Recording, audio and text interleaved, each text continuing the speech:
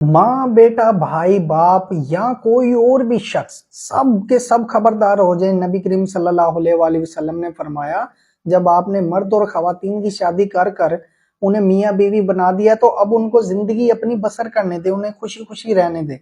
कभी भी वो मर्द के सामने उसकी बीवी का कोई ऐब ना बताएं कि तुम्हारी बीवी ऐसी है, या बीवी के सामने उसके मर्द के बारे में ना बताएं तुम्हारे मर्द में ये खराबी है या ये ऐब है।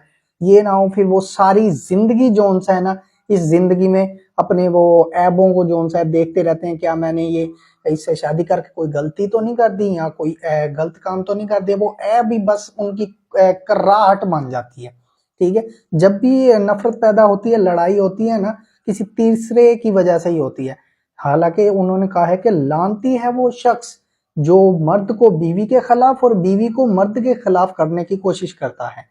हमें तो चाहिए कि दोनों में मोहब्बत पैदा करने, प्यार